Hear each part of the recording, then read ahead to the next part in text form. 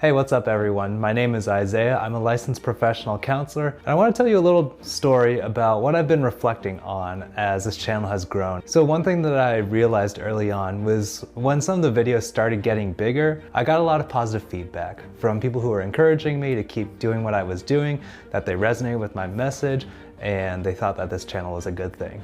There were a couple other people who didn't feel the same way, who felt like my takes on mental health, substance use issues were wrong, or that they didn't agree with my style, or the way that I would treat people, all of that kind of stuff. And so I wanted to create this video to use that idea as kind of a launching point for something that's really important for people to know as they're looking for a counselor or a therapist of some kind, is that I probably shouldn't be your therapist. There's more than a decent chance that I would not be the best therapist for a lot of you out there, because every therapist has an individual style, and based on one factor or another, that might not agree with what you need or what you're looking for out of counseling. And that's not necessarily a shortcoming on my part. There's obviously things that I can always be improving: my skills, my communication, my ability to listen.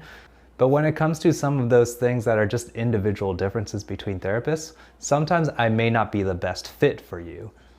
It's possible I could still do a decent job, I could still be competent in what I'm working with, but that doesn't mean that you might not perhaps be better served by finding a therapist who better matches you in these certain areas.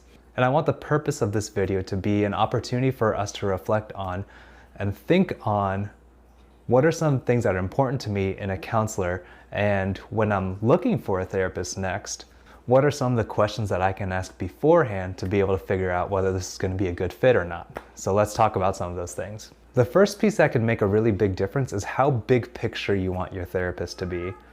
Now, I've talked about this before. I tend to be more solution focused. Okay, Kitty, what's up? Ooh, okay. All right, welcome to the video, Kitty. People have been asking where you've been. You ready to be in the video? Okay. So one of those things that's really important to consider right from the outset is how big picture you want your therapist to be. Now, I've talked about this before. I tend to be more solution focused. That means that just because of the training that I was given early on and the way that I tend to think about cases, is that I treat therapy as a tool for my clients.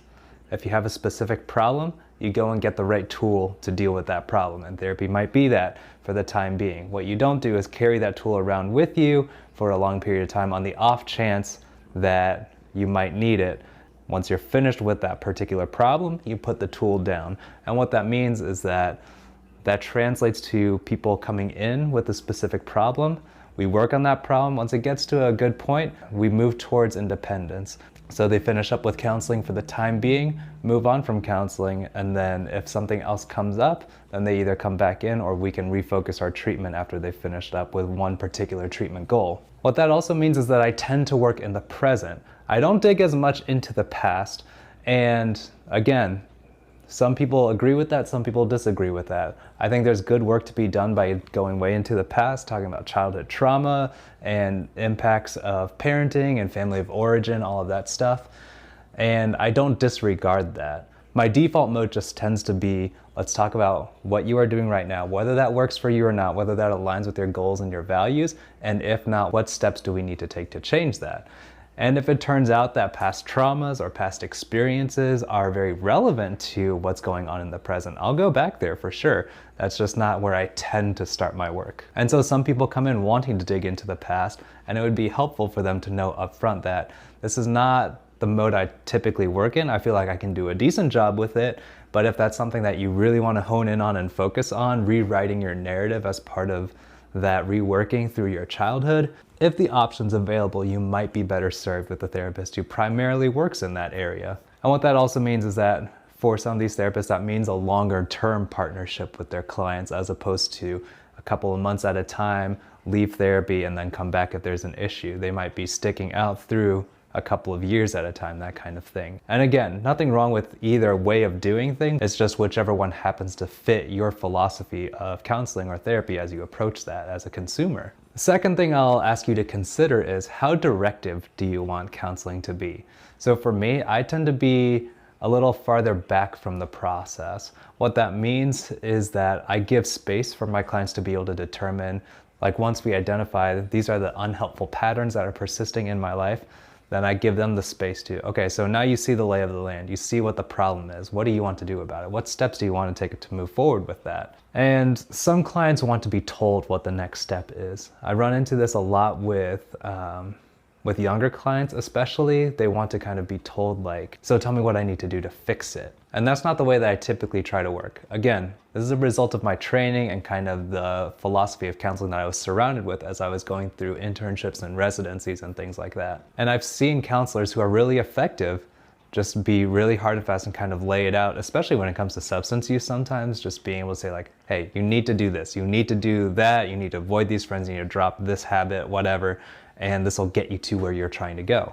And I think there's value in that. For sometimes there are clients who just have been steeped in those unhelpful patterns for so long that they don't even know what the first step towards getting out of that hole is. I think that directive approach can be very helpful.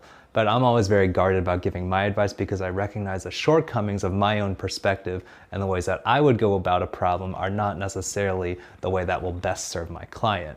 Again, it comes down to preference. I will say that one of the shortcomings or challenges that I face is that this style that I have does not seem to be as conducive towards working with younger children because they're used to getting that direct guidance from adults. And so I have to be aware of that depending on the kid who's in front of me to know whether I need to be more directive with them in order to move them along in the process. And a final thing to consider, these are not the only 3 things that are relevant as you're looking around for a therapist, but these are 3 important points to keep in mind as you are interviewing therapists, as it were. It's important to consider how personal you want your therapist to be. And I know that's kind of a strange way to put it because therapy is one of the most individual, most personal things you could do. What I mean by that is that typically a client will leave counseling with me not knowing too much about me or my life outside of that office. I tend to keep more of a blank slate when it comes to the values that I hold, what I think about their situation, even what my personal life looks like. That's just the way I tend to work, where I'm slightly removed from the process. And that is something that one of my old supervisors encouraged me to get in a little more with my personality and my life, to make that more of a real process and a real communication.